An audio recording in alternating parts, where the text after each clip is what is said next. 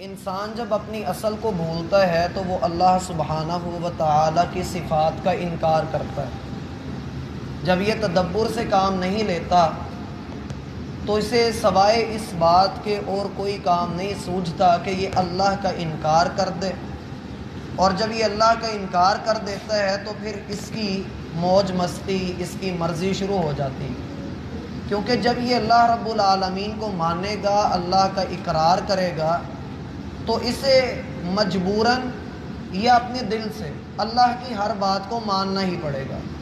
اگر آج مان لیں گے، اللہ رب العالمین کی بات پر سر تسلیم خم کر دیں گے تو یہ ہمارے ہی حق میں فائدہ مند ہے، اور اگر ہم ایسا نہیں کریں گے، اللہ رب العالمین کی نافرمانی کریں گے، تو تب بھی یہ بات یاد رکھیے وہ اللہ ہم سے زیادہ طاقتور ہے۔ ہمارے گناہ یا ہماری سرکشی اسے عاجز نہیں کر سکتی، نہ ہی وہ ہمارا محتاج ہے، اور ہماری کوئی بھی حرکت اسے بے بس نہیں کر سکتی۔ بلکہ حدیث میں تو یہاں تک آتا ہے کہ تم سارے کے سارے برہنہ تھے، ننگے بدن والے تھے، اللہ نے تمہیں کپڑا عطا کیا ہے۔ تم سارے بھوکے تھے، اللہ نے تمہیں کھانا عطا کیا ہے۔ تم سارے پیاسے سے، اللہ نے تمہیں پانی عطا کیا ہے۔ اگر تم میں سے ہر بندہ، جنات ہوں یا انسان ہو، وہ اللہ رب العالمین سے مانگنا شروع کر دے، اللہ سب کو عطا بھی کر دے، تو اللہ کے خزانوں میں ایک قطرہ بھی کمی نہیں ہونے والی۔ اور اگر سارے لوگ اللہ رب العالمین کی نافرمانی کرنا شروع کر دیں تو اللہ کی شان میں کوئی فرق نہیں آنے لگا۔ بات اتنی ہے کہ انسان جب اللہ کا انکار کرتا ہے تو اسے صرف اس بات کی فکر ہوتی ہے کہ اس کی جو خواہشات ہیں، جو اس کی شہوات ہیں، جو اس کی مرضیاں ہیں، وہ پوری ہونا شروع ہو جائیں۔ اب بسا اوقات ہم دیکھتے ہیں، اکثر جو ہمیں نظر آتا ہے وہ یہ کہ لوگ اللہ کا اقرار تو کرتے ہیں، زبان سے اللہ کا انکار نہیں کرتے، اللہ کا اقرار کرتے ہیں، کلمہ بھی پڑھتے ہیں، نمازیں پڑھتے ہوئے بھی ہمیں نظر آتے ہیں، لیکن اس کے ساتھ ساتھ کچھ گناہ ان سے ہو جاتے ہیں۔ ایسے لوگوں کے متعلق ہم نے سورہ فاطر کے اندر یہ بات پڑھی تھی کہ ثم اورثنا الکتاب الذین اصطفینا من عبادنا فمنہم ظالم لنفسہ۔ اگر آپ کو یاد ہو تو ہم نے اتنے ٹکڑے پر 5 دن پڑھا تھا۔ اس اتنے سے ٹکڑے نے ہمیں یہ سبق دیا کہ اللہ رب العالمین نے اس کتاب کا، اس دین کا جن لوگوں کو وارث بنایا ہے، ان کے 3 گروہ ہیں، 3 درجے ہیں۔ ان میں سے ایک درجہ وہ ہے کہ جو لوگ اس کو سمجھتے تو ہیں لیکن پھر بھی گناہوں کے اندر ڈوبے ہوئے ہیں۔ ہمیں ایسے لوگوں کے لیے دعا بھی کرنی چاہیے، اور ایسے لوگوں کو چاہیے کہ وہ خود بھی اپنے لیے دعا کریں۔ یہاں پر جو اللہ رب العالمین بات بیان فرما رہے ہیں، یہ ہے ڈھیٹ کافروں کے لیے، جو انتہائی سرکش ہیں، جو انتہائی حدوں کے اوپر جا کر اللہ رب العالمین کی نافرمانی کر رہے ہیں۔ اور مسلمانوں میں بھی کچھ لوگ ایسے ہیں، اللہ معاف فرمائے۔ حدیث میں آتا ہے کل امتی معافن الا المجاہرین، اللہ میری ساری امت کو معاف کر دے گا سوائے مجاہرین کے۔ پوچھا گیا اللہ کے رسول مجاہر کون ہوتا ہے؟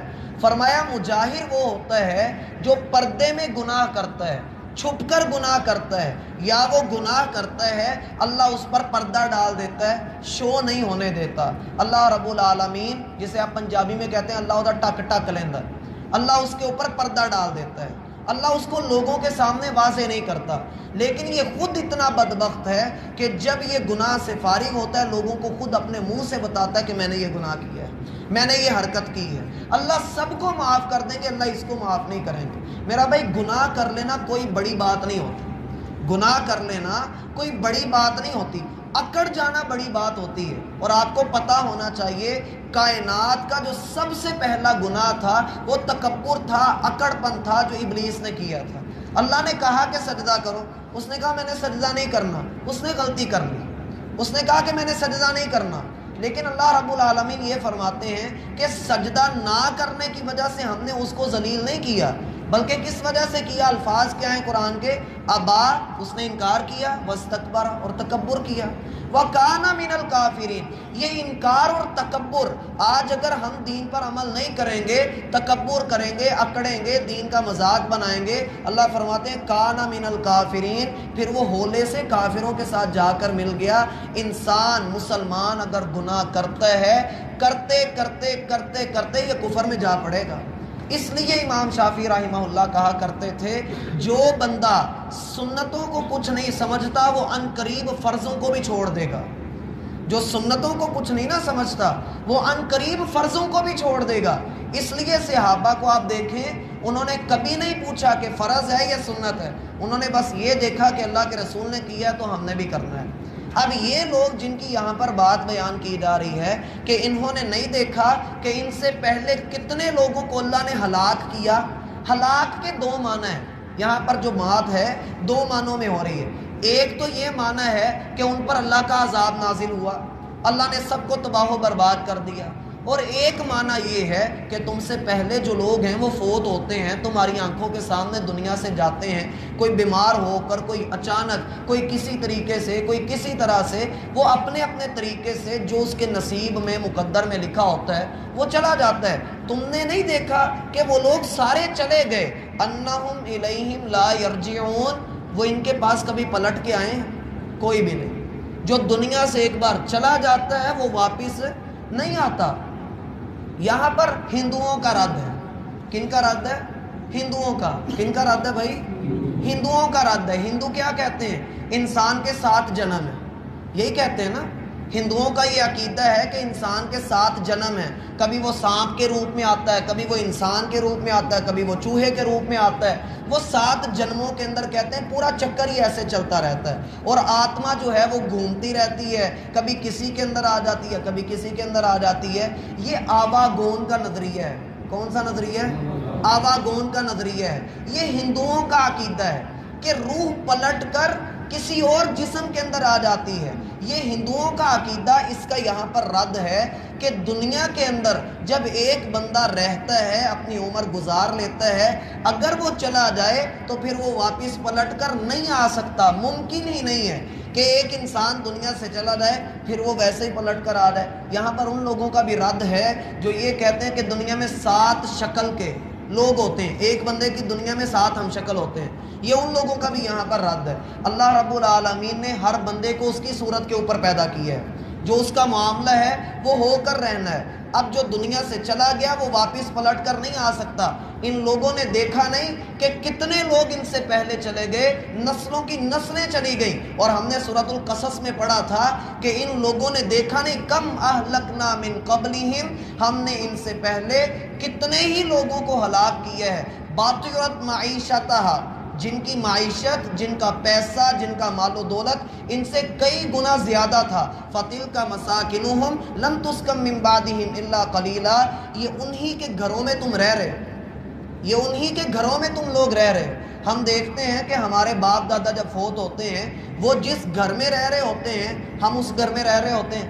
جب ہم فوت ہوں گے ہماری اولادیں اس گھر میں رہ رہی ہوں گی, تو گھر وہی رہتے ہیں, دنیا اپنی جگہ پر ہی ہے. ہم نے جو بھی ترقی کر لی, دن آدم کے دور میں بھی 24 گھنٹے کا تھا, آج بھی 24 گھنٹے کا ہے. صرف حالات بدلے, اللہ رب العالمین کا قانون نہیں بدلا. اس لیے کہا کہ جو چلا جاتا ہے وہ واپس پلٹ کر آنے والا نہیں. وَإِن كُلٌّ لَمَّا جَمِيعٌ لَدَيْنَا مُحْضَرُونَ, میں نے شروع میں کہا کہ انسان اللہ رب العالمین کی مان لے یا نہ مانے, اسے پلٹ کے رب کے پاس ہی جانا پڑنا ہے. فرمایا تم میں سے جو کوئی بھی ہے, مسلمان ہے یا کافر ہے, نیک ہے یا بد ہے, اسے پلٹ کر ہمارے حضور پیش ہونا ہی پڑے گا. اس لیے جو پچھلی آیت جو ہم نے کل پڑھی تھی کہ رسولوں کا مذاق اڑانا, دین کا مذاق اڑانا, یہ لوگ سمجھتے نہیں ہیں کہ اللہ نے پہلے لوگوں کو ہلاک کیا ہے. ایک واقعہ آپ کو بتاتا ہوں. علامہ ابن قیم رحمۃ اللہ علیہ بیان کرتے ہیں کہ ہم ایک سفر میں تھے, تو ایک آدمی وہ صحابہ کرام کو گالیاں دیتا تھا, دین والوں کو برا بھلا کہتا تھا. تو چلتے چلتے ہم رات ایک جگہ پر ہم نے قیام کیا. صبح اٹھ کر ہم نے دیکھا کہ ایک بندہ آ کر ہمیں کہہ رہا ہے کہ وہ آدمی جو صحابہ کو گالیاں دیا کرتا تھا اس کے ہاتھ بندروں کی طرح کے ہو گئے. کہتے ہیں امام ابن قیم کہتے ہیں ہم سارے لوگ چل کر اس کے پاس گئے تو اس نے اپنے ہاتھ اپنی جیبوں کے اندر ڈالے ہوئے تھے. تو ہم نے اسے کہا بھائی اپنے ہاتھ باہر نکالو. اپنے ہاتھ باہر نکال کر کہنے لگا یہ پتہ نہیں کون سی مصیبت مجھے پہنچ گئی ہے, پتہ نہیں میرا کون سا گناہ ہے. امام ابن قیم کہتے ہیں تیرے صحابہ کو گالیاں دینے کی پاداش میں اللہ نے تجھے پکڑ لیا ہے. کہتے ہیں تھوڑا سا ہم آگے چلے, ایک جنگل سے ہمارا گزر ہوا تو وہاں پر کچھ بندر موجود تھے, وہاں پر کچھ بندر موجود تھے. دیکھتے ہی دیکھتے وہ بندہ، اس کی شکل پوری کی پوری بندروں کی طرح کی ہوئی اور وہ بھاگ کر بندروں کے ساتھ جا کر ملا اور چلا گیا۔ یاد رکھیے جو بندہ دین والوں کا مذاق اڑاتا ہے اس کو دنیا میں اللہ عبرت کا نشان ضرور بناتے ہیں، دنیا میں اللہ رب العالمین اس کو بدترین ذلت کا نشانہ بنا دیتے ہیں۔ اس لیے کبھی دین کا مذاق نہ اڑائیے۔ آج کل جو صحابہ کرام کے اوپر طعن و تشنیع کا کام کرنے والے لوگ ہیں، روافظ ہیں، اللہ ہمیں محفوظ فرمائے، بہت سارے اہل السنہ کے لوگ وہ صحابہ کرام کو جو ہے وہ گالیاں دینا شروع کر دیتے ہیں، ان کو برا بھلا سمجھنا شروع کر دیتے ہیں۔ میرا بھائی جتنی بھی صحابہ کرام کے آپس کے اختلافات تھے، یہ موضوع جو ہے میں اکثر ذکر نہیں کرتا ہوں لیکن مجبوراً کہنا پڑتا ہے، صحابہ کے جتنے اختلافات تھے، جتنے بھی اختلافات تھے، وہ سارے کے سارے ان کو بہتر سمجھتے تھے، سارے کے سارے ان کو حل کرنا جانتے تھے۔ ہم کون ہوتے ہیں؟ نہ ہم وہاں پر موجود تھے، نہ تاریخ لکھنے والے وہاں پر موجود تھے کہ ہم کسی ایک بندے کے پیچھے لگ کے ایک صحابی کی شان میں گستاخی کر جائیں اور دوسرے کی شان میں اضافہ کر جائیں۔ ابو بکر افضل ہے یا عمر افضل ہے؟ آپ کچھ کہہ سکتے ہیں اس معاملے میں؟ آپ کہیں گے ابو بکر کی فضیلت زیادہ ہے، آپ عمر کی شان میں کمی کر جائیں گے۔ آپ کہیں گے عمر کی فضیلت زیادہ، آپ ابو بکر کی شان میں کمی کر جائیں گے۔ آپ یہ کہیں کہ ابو بکر کی اپنی فضیلت ہے، عمر کی اپنی فضیلت ہے، عثمان کی اپنی فضیلت ہے، علی کی اپنی فضیلت ہے۔ یہ سارے کے سارے وہ لوگ ہیں کہ رضی اللہ عنہم، اللہ ان سے راضی ہو چکا ہے۔ آپس کے جو چھوٹے موٹے اختلافات تھے ان کی بنا پر میرا بھائی کبھی بھی ان کو گالی دینے کا یا ان کے بارے میں غلط الفاظ بولنے کا کبھی بھی یہ جرم نہ کیجیے گا۔ اللہ ہمیں سمجھنے کی توفیق عطا فرمائے۔ وما توفیق، انسان جب اپنی اصل کو بھولتا ہے تو وہ اللہ